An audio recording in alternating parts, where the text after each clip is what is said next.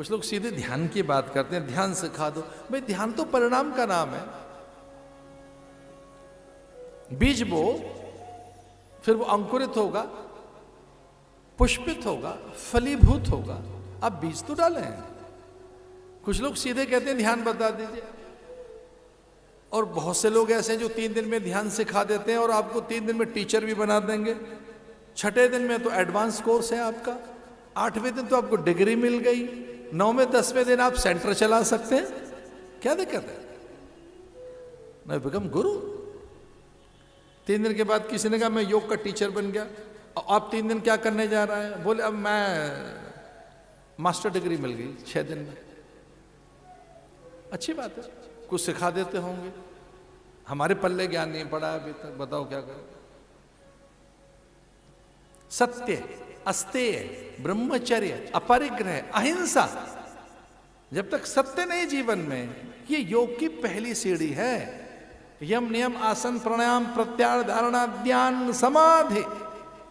सत्य, सत्य, अस्तेय, ब्रह्मचर्य, अपरिग्रह, अहिंसा। और देखो, मैं बहुत विनम्रता के साथ बात कह रहा था, सच्चे संतों के अथवा जो सत्पुरुषों का सानिध्य है उसमें साधन जग जाते हैं, अपने आप योग्यता पैदा हो जाती है। प्रकृति कई बार धरती को अपने आप योग्य बना देती है। प्रकृति धरती को, वृक्ष को, प्रकृति में एक अलग प्रकार का एक पौष्टिक तत्व है। जैसे एक एक ग्रास लेते हम, तुष्टि पुष्टि संतुष्टि तृप्ति होती जाती है, ये पुष्टि मार्गी है ऐसा कहते हैं। बड़ा सुंदर सिद्धांत है बिल्लव का वो, कि एक एक गौर में, एक एक ग्रास में जैसे क्षुधा निवृत्ति है, संतुष्टि है, पुष्टि है, बल और वीर की वृद्धि है, रूप लावण्य की सिद्धि है, आप में मादकता मासलता आई और लो आप में पुष्टता के साथ तृप्ति के साथ ये पूर्ति हो गई।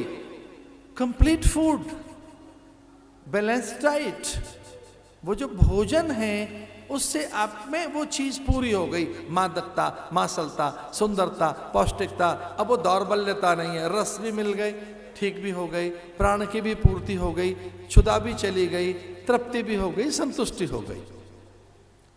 तो जैसे भोजन करते समय आपकी भूख भी मिट गई, आपको संतुष्टि भी हो गई, पूरी तृप्ति भी हो गई, और उस आहार ने आपको रूप लावण्य रस धातु वीर्य रक्त त्वचा नख रोम कूप ये सब भी दे दिए। त्वचा, त्वचा बन गई उससे,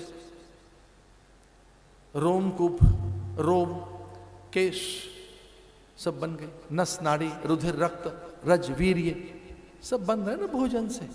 वैसे ही सत्पुरुषों की सन्निधि में ज्ञान की और जो दिव्य उपदेश हैं उन उस परिवेश में आप में पुष्टि होती जाती है। गुरु अपने परिवेश में सींचता है।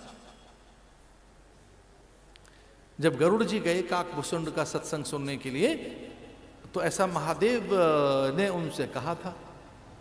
गरुड़ जी ने कहा मेरा मोह नहीं मिट रहा है, यद्यपि मैं भगवान के संग ही तो रहता हूं, फिर कुछ भ्रम है, थोड़ा संशय सा हो गया है मुझ में, क्योंकि मैंने राम के बंधन काटे हैं, नागपाश में बंधे थे राम, और मृत्यु के मुख में थे राम, वो मरणासन्न थे, निश्चेष्ट थे और मृतप्राय दोनों भाई। हनुमान के कहने से अंबर से छलांग लगाकर मैं धरती पर आया, नागपाश में बंधे राम को मैंने खोला। गरुड़ ने कहा मैंने बंधन खोले, राम की आंखें खुली, चेतना आई, राम का जीवन लौटा। तब से मैं बड़ा भ्रमित हूं, शंकित हूं कि मैं बड़ा हूं कि राम बड़ा है। राम तो मेरा स्वामी है, राम मेरा भगवान है, राम नारायण है। मैं तो जानता हूं कि राम विष्णु है, पर विष्णु को मैंने अचेत देखा है, मरणासन्न देखा है, मृतप्राय देखा है। मैं बंधन न खोलता तो उनके प्राण न लौटते। रावण ने नागपाश में बांध लिया उनको, मैं आया तो उनके बंधन खुले। तब से बड़ा भ्रमित हूं, मोह जा नहीं रहा। आप रास्ता दीजिए।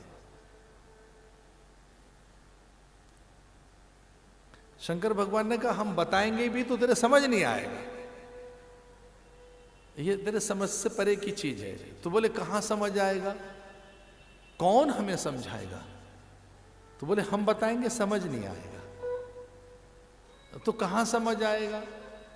तो भगवान शंकर ने कहा जहां हम भी समझने चुपचाप जाते हैं वहां पे तू भी वहीं चला जा। कहां जाते हैं आप? तो शंकर भगवान ने कहा हम कथा सुनने जाते हैं काकभूषुंड की, तू भी वहीं चला जा, कथा में बात समझ में आएगी। कहां? काकभूषुंड के। तो गरुड़ जी आए उज्जैन।